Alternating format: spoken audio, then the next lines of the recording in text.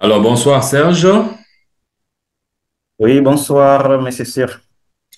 Alors, merci de venir à cette réunion que nous allons dédier aux agripreneurs et aux futurs agripreneurs au niveau africain.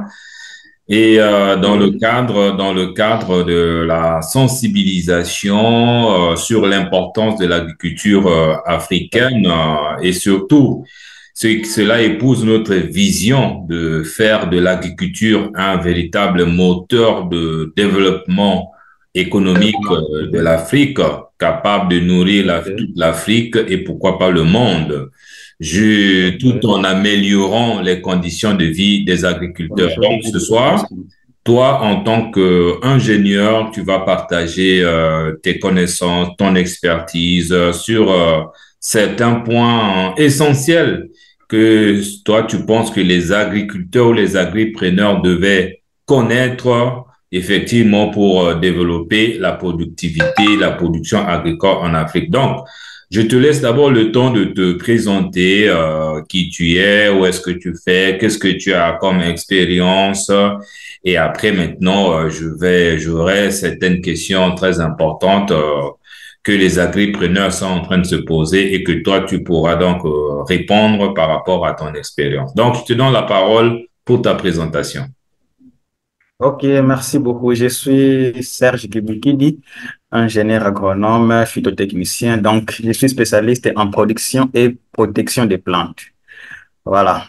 Donc, mon parcours professionnel, j'ai beaucoup évolué dans la production végétale ainsi que dans la production animale.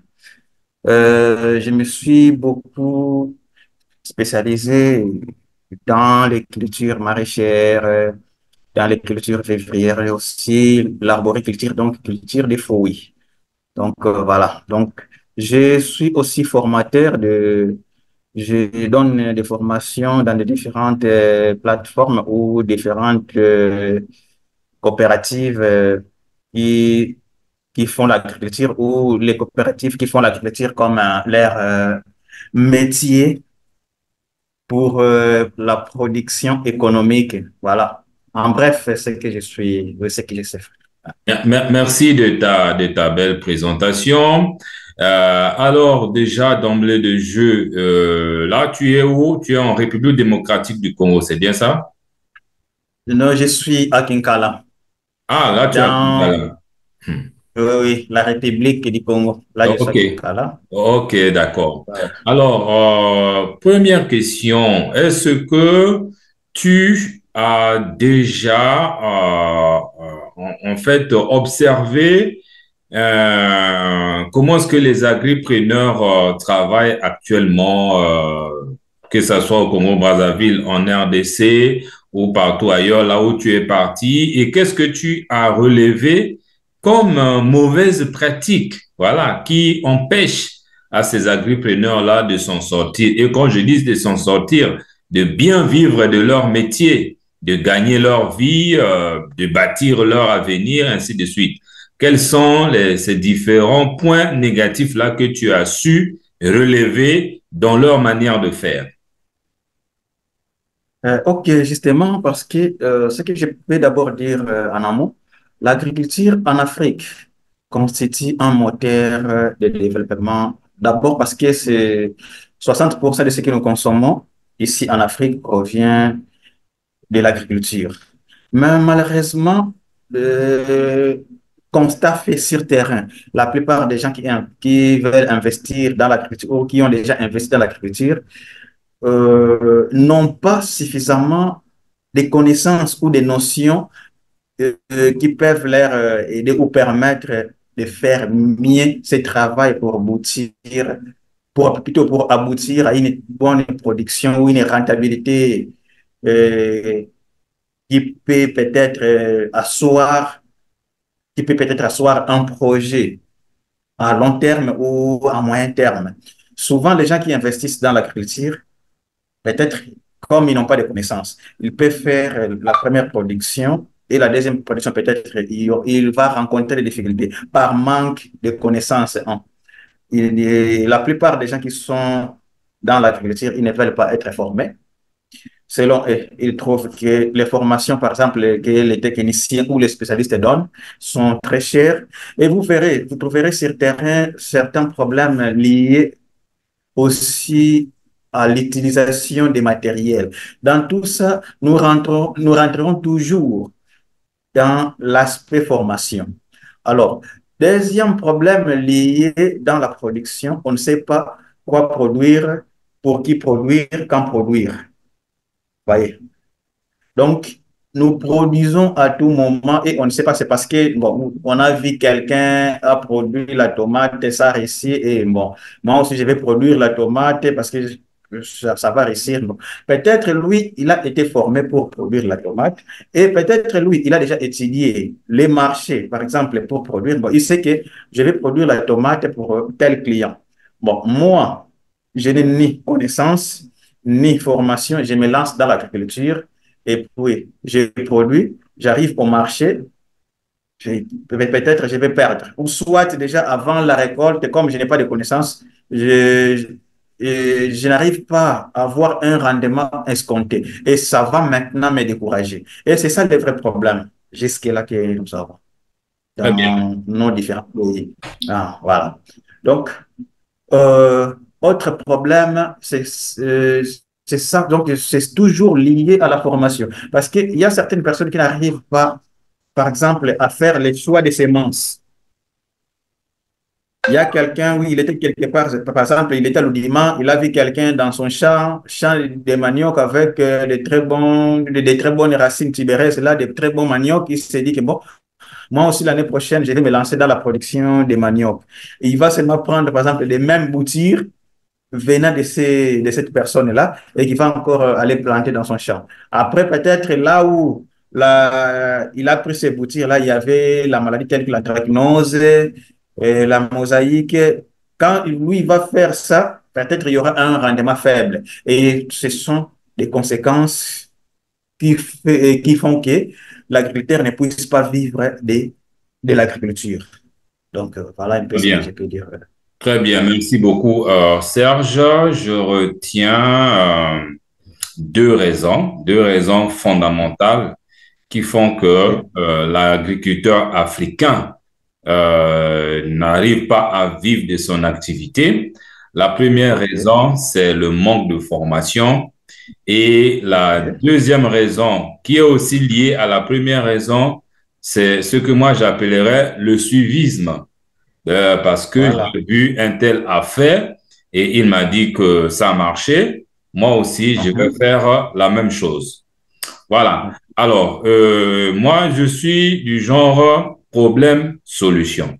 Parce que nous allons parler des problèmes, mais nous allons aussi parler des solutions.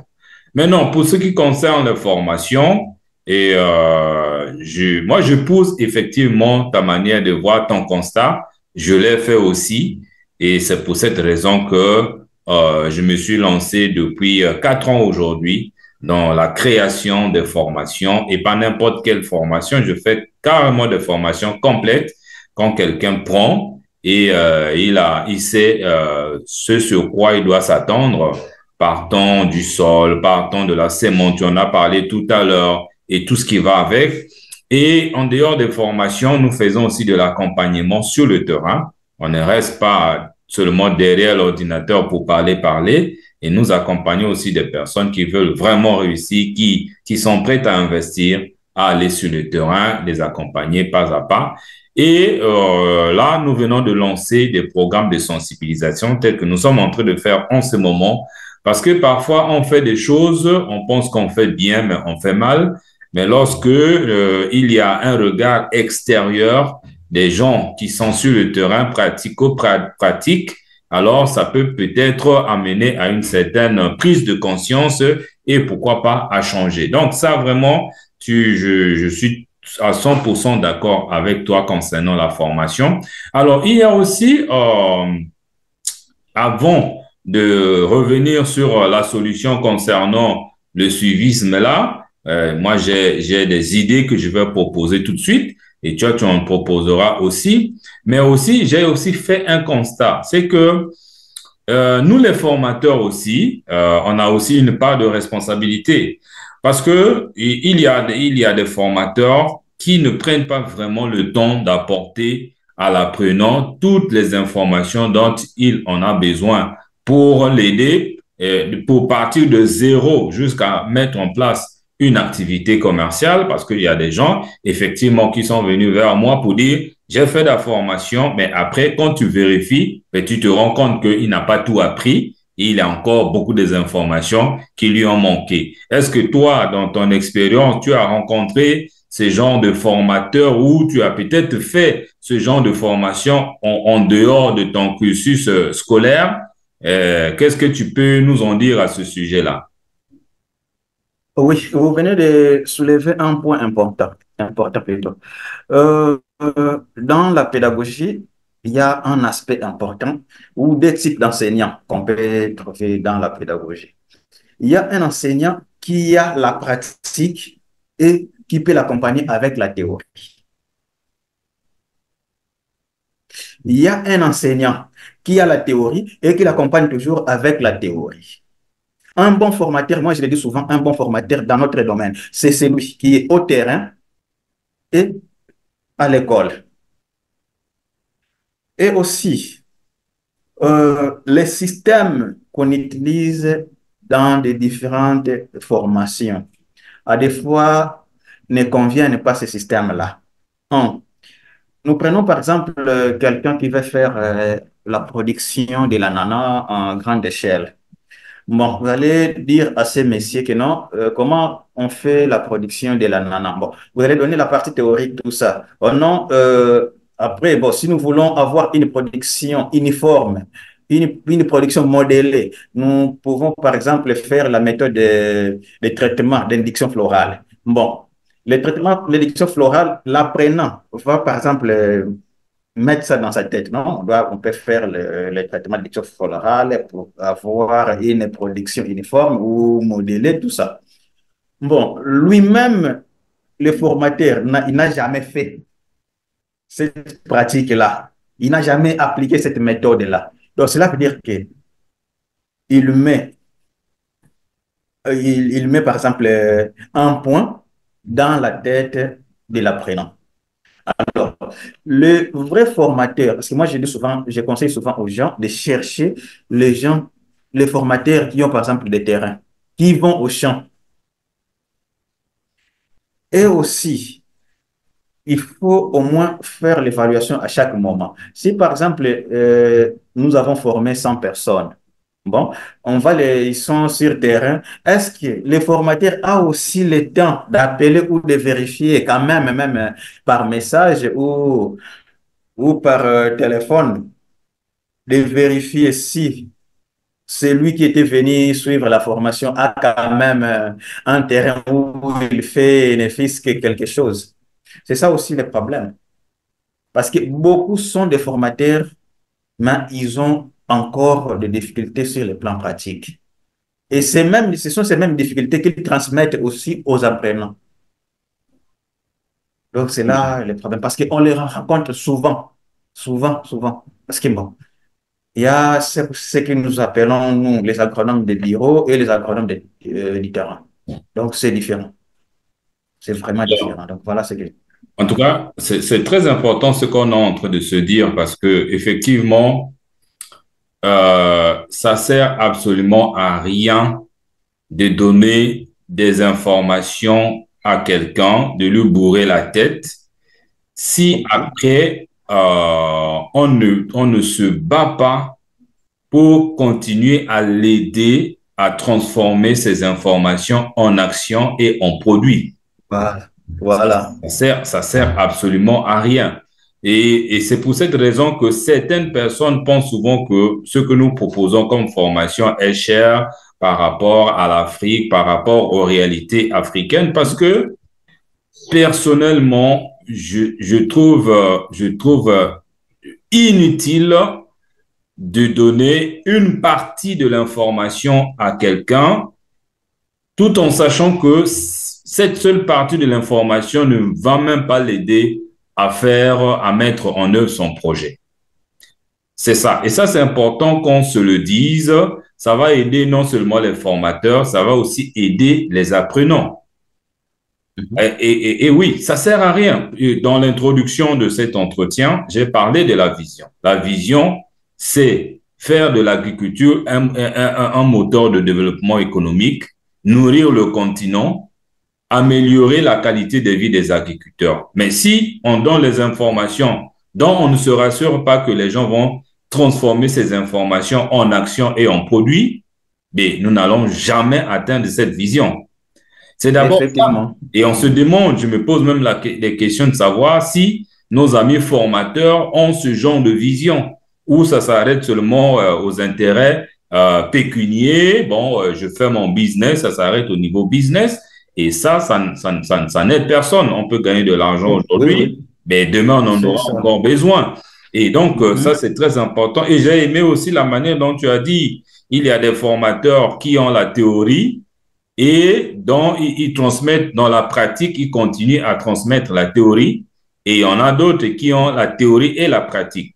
Et là aussi, Mhm. j'aimerais savoir un peu ce que tu penses d'un autre, je sais pas si j'appellerais ça phénomène, mais un autre effet que j'ai découvert aussi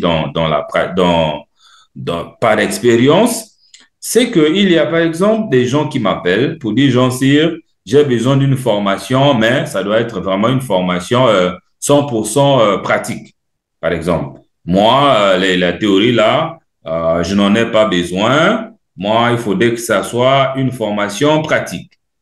Alors, moi, ce que j'ai compris, c'est quoi? C'est que sans la théorie, on va échouer la pratique. Et sans la pratique, la théorie ne sert à rien. Donc, il faudrait qu'il y ait un équilibre entre la théorie et la pratique. Pratique, pratique, pratique. Déjà, la question que je pose souvent, vous allez pratiquer quoi si vous ne savez rien? Vous voyez, on pratique ce qu'on a appris dans la théorie. Et maintenant, toi, qu'est-ce que tu en Effectivement. penses par rapport à ça? Parce qu'il nous reste à peine 10 minutes. Ok, voilà, merci beaucoup. Ce que je peux dire, c'est ci. Voilà, l'agriculture, dans l'agriculture, nous avons deux parties. Il y a une partie théorique et une partie pratique. Par exemple, bon, je prends un exemple. Nous voulons faire les boutirages des avocatiers. Bon, là, non, il y a une variété qu'on a trouvée au Cameroun. C'est une variété très rentable, résistante aux maladies, tout ça. Nous ramenons le boutir. Alors, il faut que nous ayons un guide quelque part ou une théorie quelque part qui est mise en place qu'on doit suivre, par exemple. Bon, pour faire le boutirage, première étape, non, il faut nettoyer, par exemple, les boutires.